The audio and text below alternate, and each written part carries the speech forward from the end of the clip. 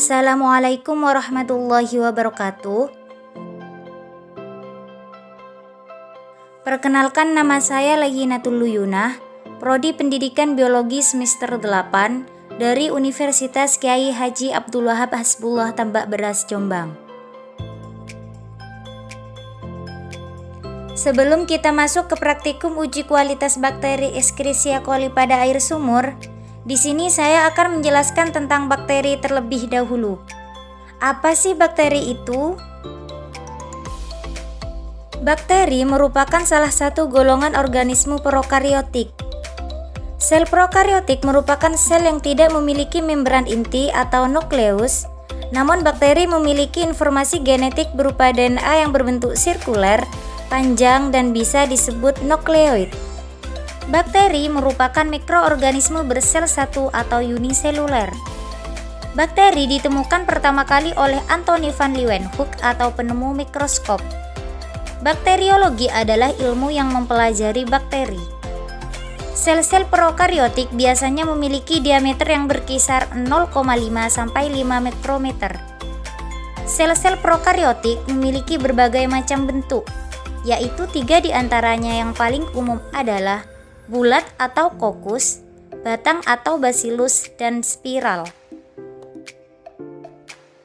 Fitur kunci dari hampir semua sel prokariotik adalah dinding sel. Dinding sel bakteri yaitu terletak di antara struktur kapsul atau lapisan lendir dan membran sitoplasma.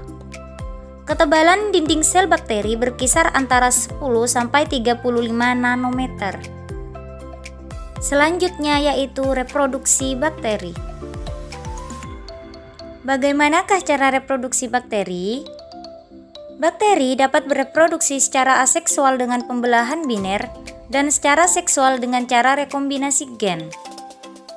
Yang pertama yaitu pembelahan biner. Melalui pembelahan biner, satu sel prokariotik tunggal membelah menjadi 2 sel yang kemudian membelah menjadi 4, 8, 16 dan seterusnya. Dalam kondisi yang optimal, banyak prokariota dapat membelah setiap 1-3 jam. Beberapa spesies dapat memproduksi generasi baru hanya dalam 20 menit. Yang kedua yaitu rekombinasi genetik. Pada eukariota, proses seksual meiosis dan fertilisasi mengombinasikan DNA dari 2 individu dalam satu zigot. Namun meiosis dan fertilisasi tidak terjadi pada prokariota. Nah, sebagai gantinya, 3 proses lain yaitu transformasi, transduksi, dan konjugasi dapat menggabungkan DNA prokariotik dari individu-individu yang berbeda. Transformasi. Dalam transformasi, genotip dan kemungkinan fenotip dari sel prokariotik diubah melalui pengambilan DNA asing dari lingkungan. Transduksi. Dalam transduksi, bakteriofag atau disebut juga fag, virus yang menginfeksi bakteri, membawa gen-gen bakteri dari satu sel inang ke sel lain. Transduksi adalah salah satu jenis transfer gen horizontal. Konjugasi.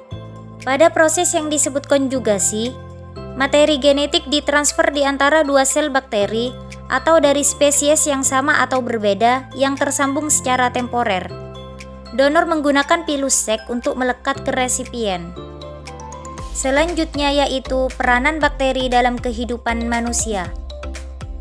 Bagaimana sih peranan bakteri dalam kehidupan manusia? Peranan bakteri dalam kehidupan manusia adalah sebagai berikut. Yang pertama yaitu bakteri patogenik. Bakteri menyebabkan sekitar separuh dari semua penyakit manusia.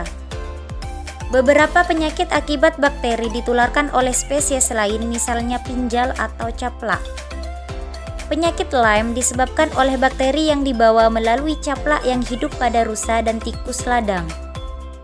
Penyakit ini dapat menyebabkan artritis yang melemahkan, penyakit jantung, dan gangguan saraf jika tidak ditangani. Yang kedua yaitu bakteri menguntungkan. Prokariota merupakan agen-agen utama dalam bioremediasi atau bioremediation, penggunaan organisme-organisme untuk menyingkirkan polutan dari tanah, udara, dan air. Penerapan bioremediasi yang lain diantaranya adalah pembersihan tumpahan minyak, dan pemisahan material radioaktif atau misalnya uranium dari air tanah. Bakteri kini dapat dimanfaatkan juga untuk membuat plastik alami. Sebagai contoh, beberapa bakteri menyintesis sejenis polister yang dikenal sebagai PHA, polyhidroksialkanoat, yang digunakan oleh bakteri untuk menyimpan energi kimia. Para peneliti juga mencari cara mengurangi bahan bakar fosil dengan merekayasa bakteri yang dapat menghasilkan etanol dari berbagai macam biomasa, termasuk limbah pertanian, rerumputan, tumbuhan berkayu yang tumbuh cepat seperti willow, dan jagung. Submateri acuannya berdasarkan tujuan pembelajaran mata kuliah mikrobiologi 5.3 dengan rumusan tujuan pembelajaran, mahasiswa mampu memahami cara reproduksi pada bakteri, dan 5.4 dengan rumusan tujuan pembelajaran, mahasiswa mampu memahami peranan bakteri dalam kehidupan manusia.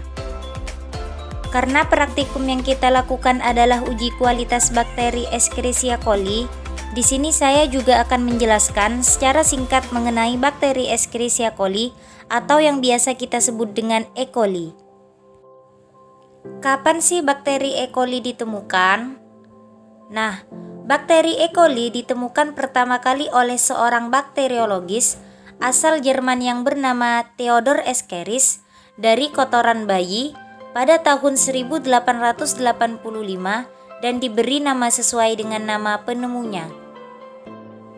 Bakteri E. coli umumnya hidup di dalam saluran pencernaan manusia atau hewan.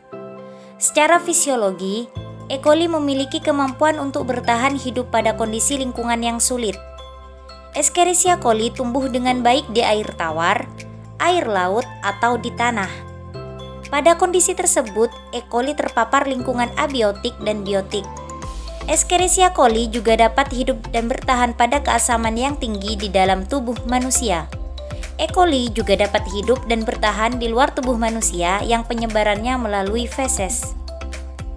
E. coli merupakan salah satu jenis spesies utama bakteri gram negatif bergerak aktif dan tidak berspora.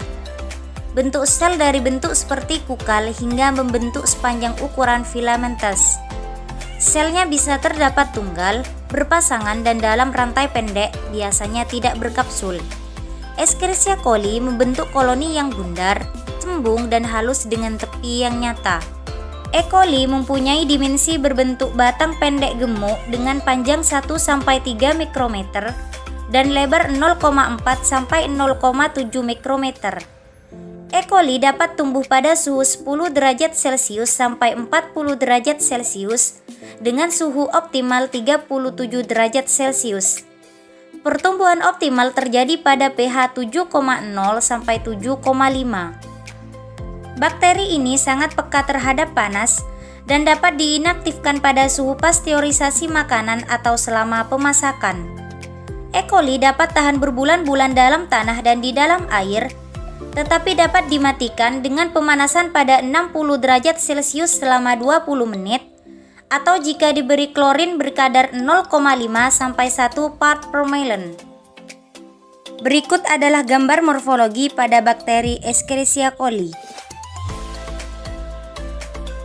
Klasifikasi bakteri E. coli adalah sebagai berikut. Kingdom Prokaryota, Division Gracilicatus, Class Scotobacteria, Ordo Eubacteriales, Family Enterobacteriaceae, Genus Escherichia, Species Escherichia coli. Bakteri E. coli yang berada di dalam usus besar manusia berfungsi untuk menekan pertumbuhan bakteri jahat dan berperan sebagai mikrobiota usus yang membantu proses pencernaan, termasuk pembusukan sisa-sisa makanan dalam usus besar. Selain itu, bakteri ini juga membantu produksi vitamin K.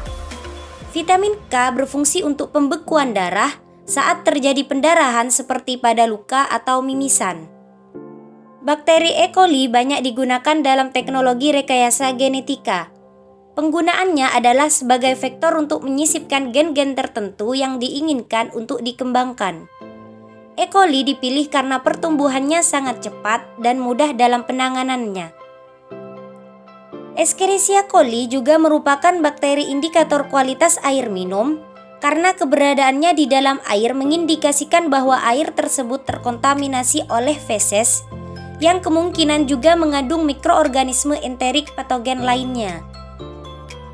Sedangkan air yang telah tercemar dengan feses dapat menimbulkan berbagai macam penyakit pencernaan seperti kolera, tipes, disentri, cacingan, dan lain-lain dengan gejala diare. Dalam 1 gram feses bisa terdapat sekitar 100 juta E. coli. Keberadaan E. coli di air dipengaruhi oleh banyak hal, misalnya pada sumur yaitu konstruksi fisik sumur, baik dinding sumur, bibir sumur, lantai sumur, sarana pembuangan air limbah, serta jarak septic tank dengan sumur yang kurang dari 11 meter. Agar terhindar dari bakteri patogen E. coli ini, air yang seharusnya dikonsumsi manusia adalah air yang terbebas dari bakteri Escherichia coli itu sendiri. Standar baku mutu untuk air minum yang sudah ditetapkan oleh pemerintah sesuai dengan Peraturan Menteri Kesehatan Nomor 416 Tahun 1990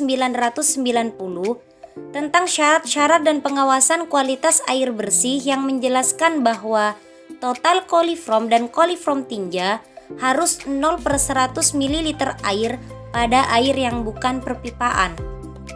Dan dalam Keputusan Menteri Kesehatan RI Nomor 907/Menkes/SK/7/2002 tersebut dijelaskan bahwa air yang dapat digunakan sebagai air minum yaitu jika dalam 100 ml air coliform tinja harus nihil. Daftar pustaka. Nah, bagaimana sih proses uji kualitas air terutama pada air sumur? Simak video praktikum berikut ini. Pada saat pengambilan sampel membutuhkan alat dan bahan sebagai berikut, yaitu korek api, lilin, botol kaca, handskun tangan, kertas kopi, dan tali. Merebus botol untuk mensterilkan botol sebelum digunakan untuk pengambilan sampel.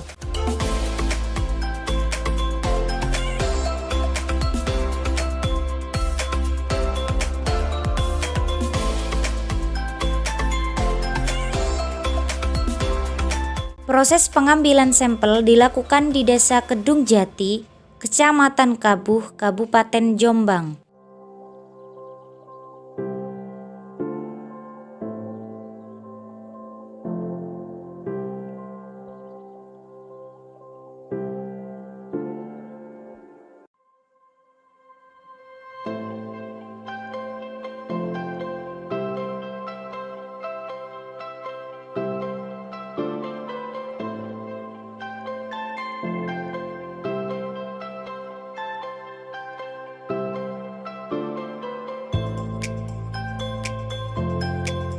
Pertama, melepaskan tali yang terikat pada botol beserta kertas kopi yang ada.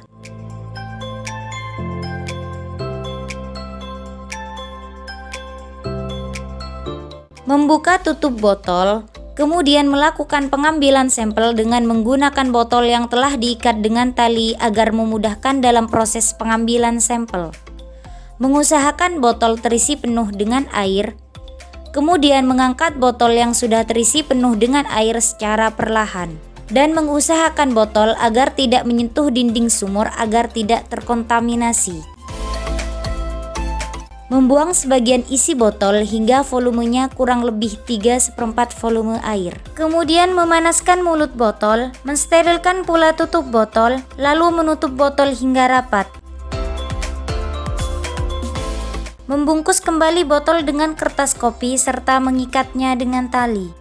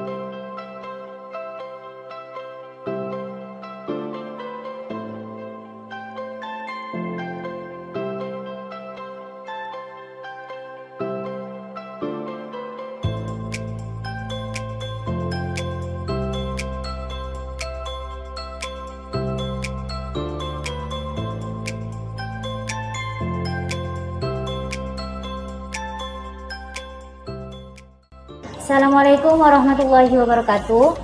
Di sini kita akan melakukan praktikum uji bakteri E. coli dengan menggunakan metode MTN.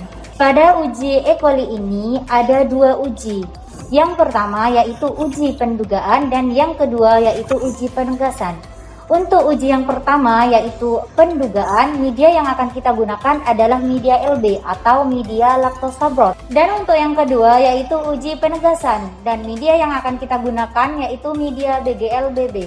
Supaya lebih jelasnya praktikum apa yang akan kita lakukan hari ini, mari kita simak video praktikum berikut ini. Pada saat praktikum menggunakan alat dan bahan sebagai berikut. Tabung reaksi, rak tabung reaksi, tabung durham, alkohol, media BGL-BB dan media LB, aluminium foil, kertas label, aquades, autoklav, pipet ukur, magnet pengadu, inkubator, mesin pengadu, timbangan, bunsen spiritus, beker glass, kapas dan LAF atau laminar airflow. Pertama-tama yaitu menimbang media LB atau laktosa broth dan media BGL-BB.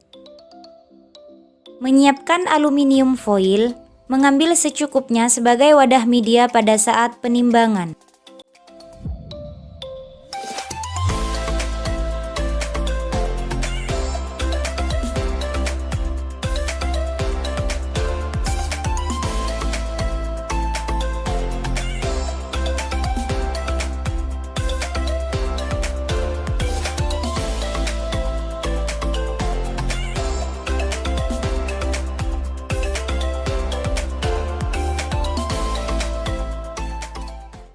Kemudian menimbang media LB atau laktosa broth sebanyak 2,34 gram.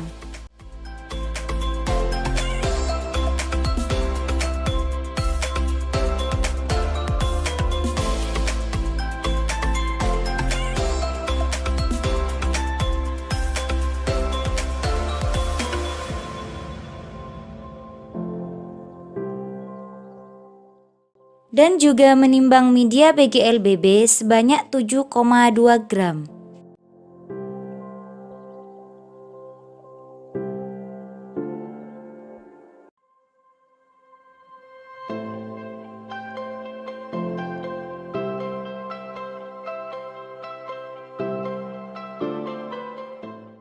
Kemudian menyiapkan 180 ml aquades, memasukkan media LB atau laktosa broth ke dalam beker gelas dan melarutkannya dengan menggunakan aquades.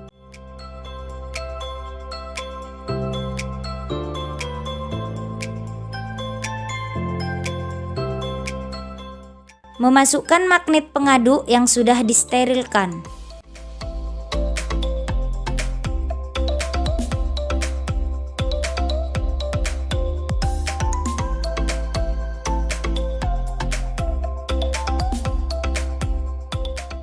Mengaduk menggunakan mesin pengaduk sampai larutan menjadi bening atau jernih.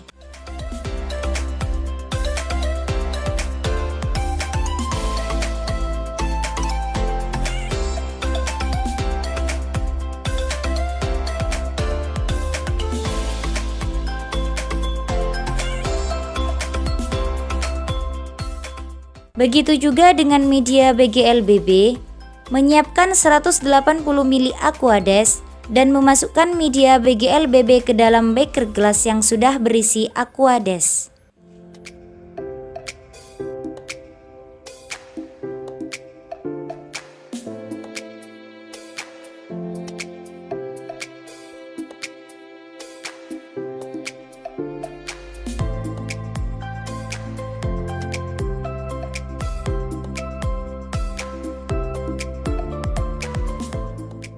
Memasukkan magnet pengaduk yang sudah disterilkan.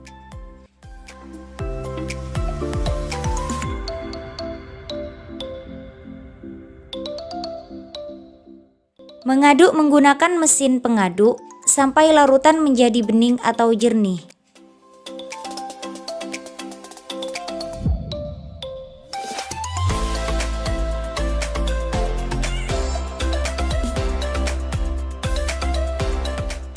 Untuk dua media LB atau laktosa board dan BGLBB, menyiapkan 36 tabung reaksi yang sudah berada di rak tabung dan 36 tabung durham.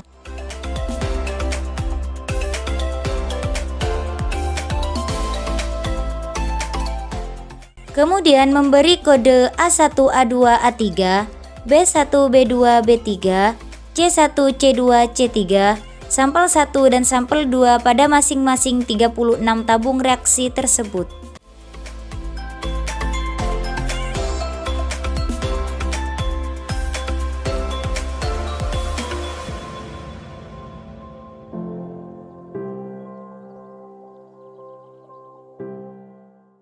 Langkah selanjutnya, memasukkan media cair LB atau laktosa board menggunakan piston atau suntikan yang sudah disterilkan, masing-masing 10 ml ke dalam 18 tabung reaksi yang sudah berkode A1, A2, A3, B1, B2, B3, C1, C2, C3 untuk 2 sampel.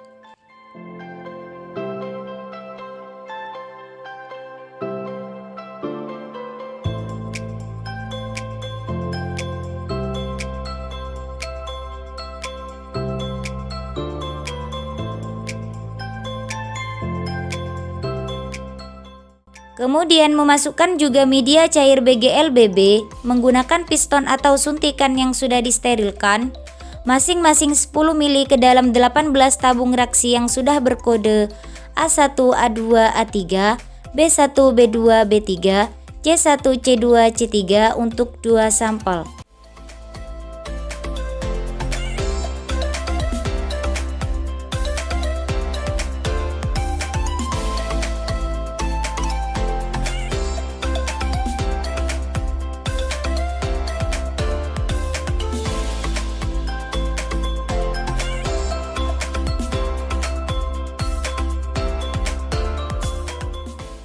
Memasukkan tabung durham dengan posisi tabung durham terbalik.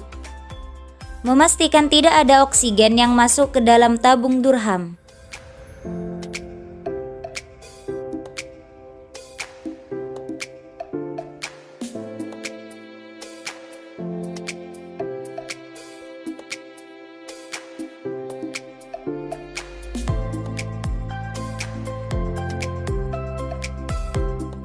Menutup semua tabung reaksi yang sudah berisi tabung durham menggunakan kapas.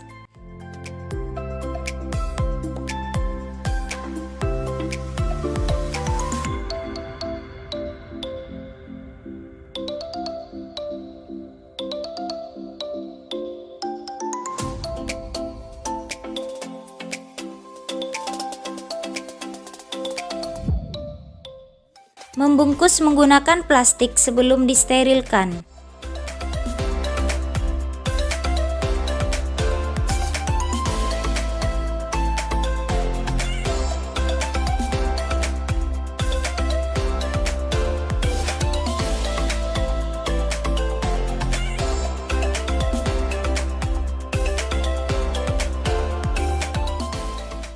Mensterilkan menggunakan autoklaf kurang lebih selama 2 jam.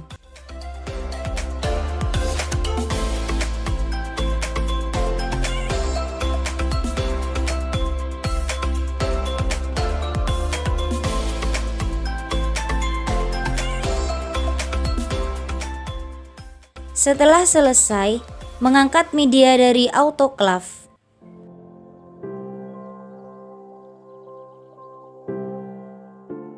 Menghidupkan LAF atau laminar air flow.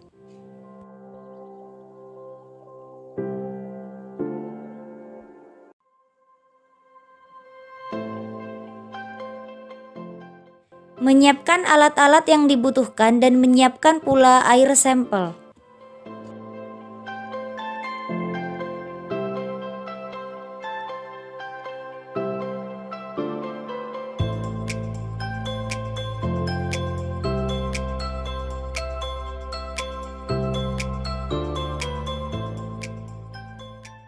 Mengambil media yang sudah diangkat dari autoklaf, kemudian memindahkan ke tempat LAF atau laminar air flow.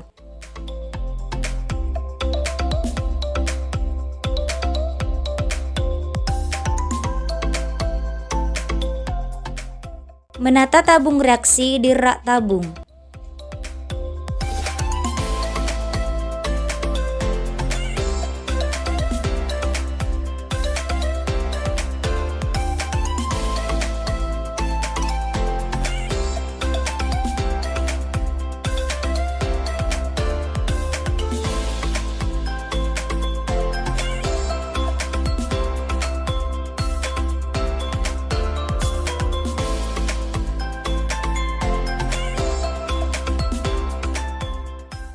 Jangan lupa menyiapkan air sampel.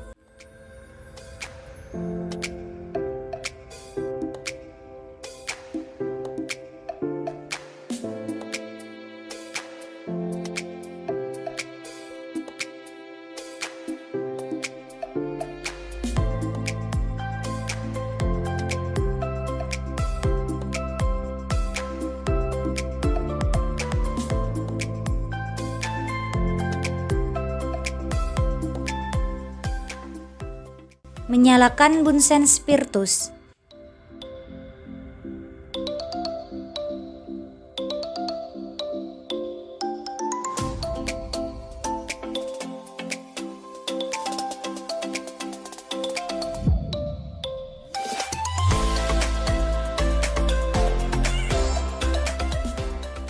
Memasukkan air sampel ke dalam media LB atau laktosa board menggunakan mikropipet secara aseptis masing-masing sebanyak 10 ml ke dalam tabung reaksi yang berkode A1, A2, A3 untuk sampel 1 dan 2.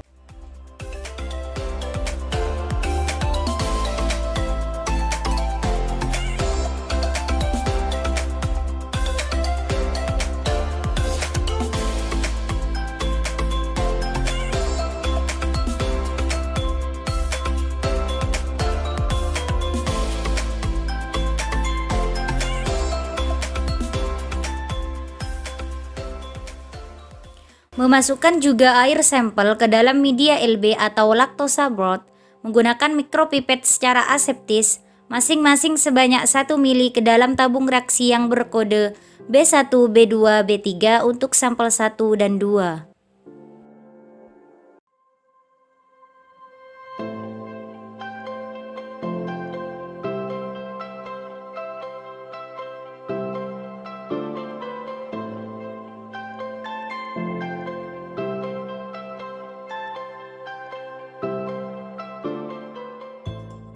Dan memasukkan air sampel ke dalam media LB atau laktosa board menggunakan mikropipet secara aseptis masing-masing sebanyak 0,1 ml ke dalam tabung reaksi yang berkode C1, C2, C3 untuk sampel 1 dan 2.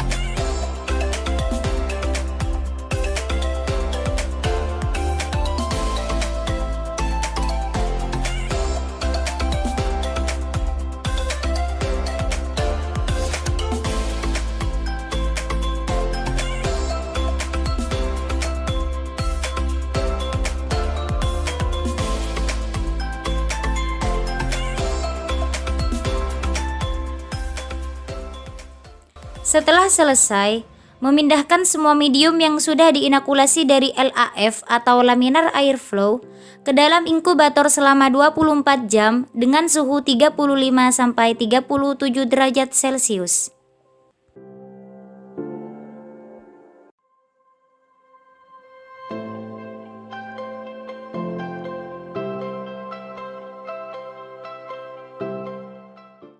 Setelah 24 jam, mengeluarkan media LB atau laktosa broth dari inkubator, kemudian memindahkan ke tempat LAF atau laminar airflow.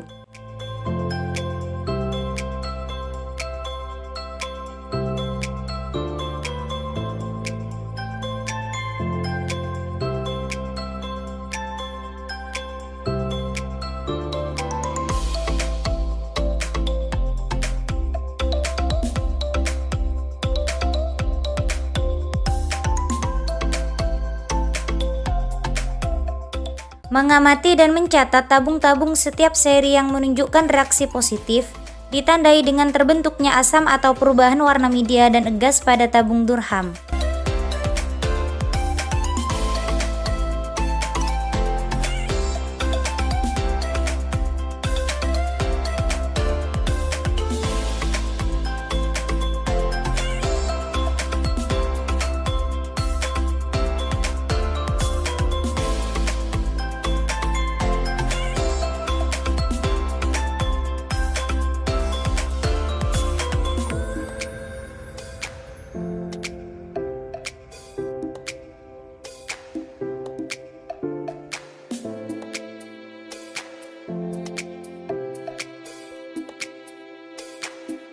Setelah selesai mencatat, mengambil kembali media BGLBB dan menyiapkan alat-alat dan bahan yang dibutuhkan.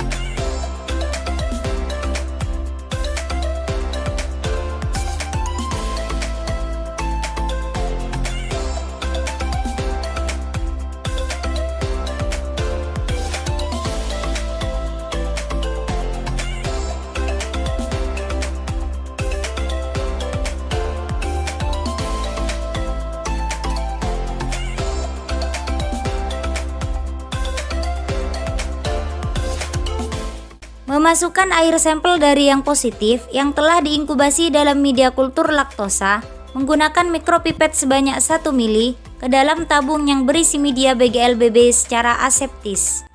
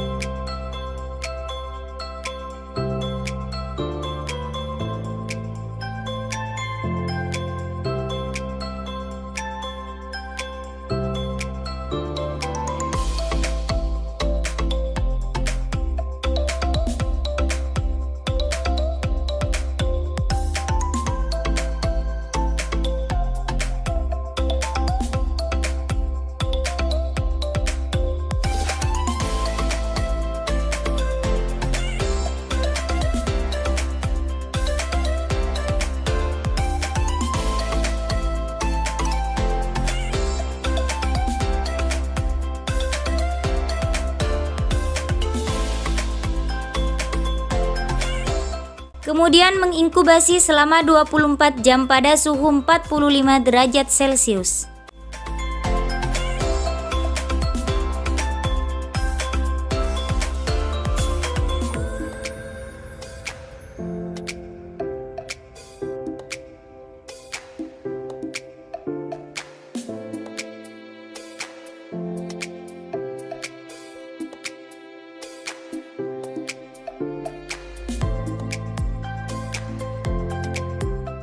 Setelah 24 jam, mengeluarkan media BGL-BB dari inkubator, kemudian memindahkan ke tempat LAF atau laminar airflow.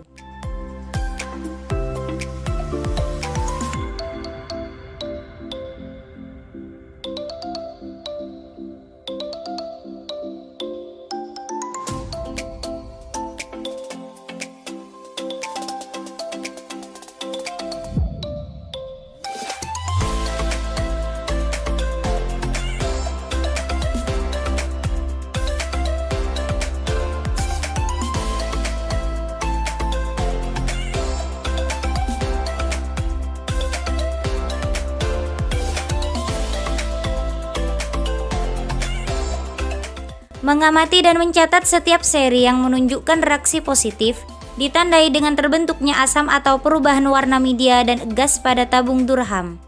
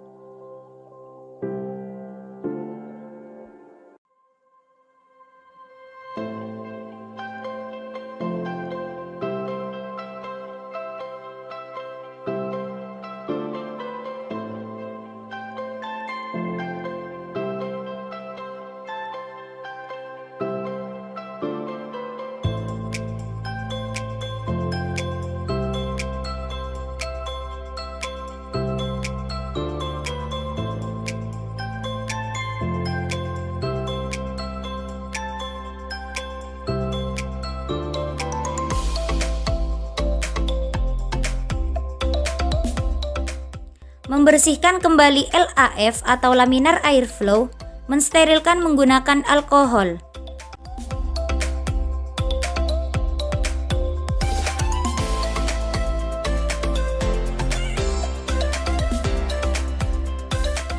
Kemudian mematikan LAF atau laminar airflow.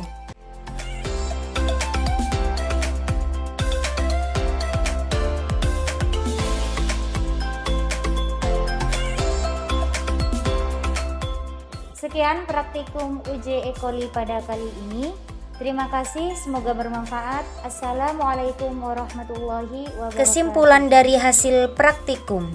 Pada praktikum uji kualitas bakteri Escherichia coli pada air sumur, tabung yang menunjukkan reaksi positif ditandai dengan terbentuknya asam atau perubahan warna media dan gas pada tabung Durham.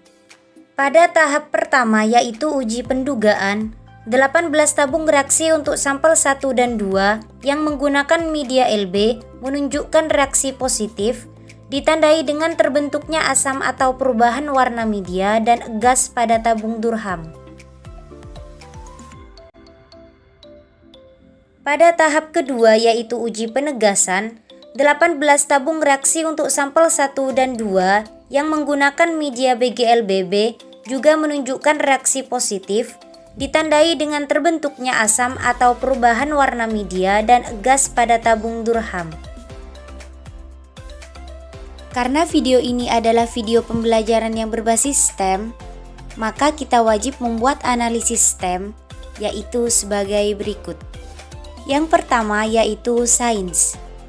Sainsnya di sini adalah penjelasan materi terkait bakteri maupun bakteri Escherichia coli.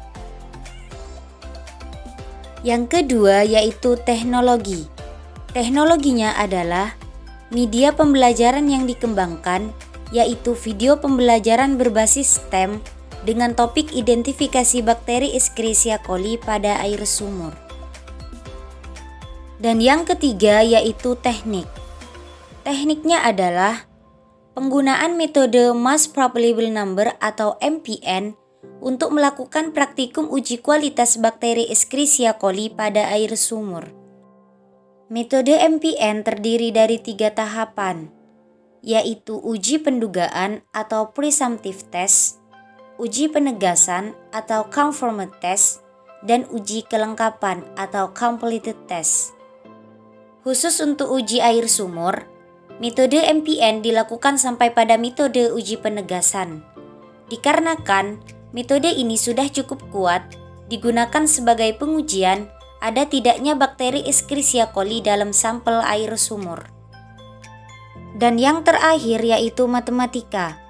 Matematikanya adalah ada 36 tabung reaksi yang digunakan pada saat praktikum uji kualitas bakteri Escherichia coli pada air sumur.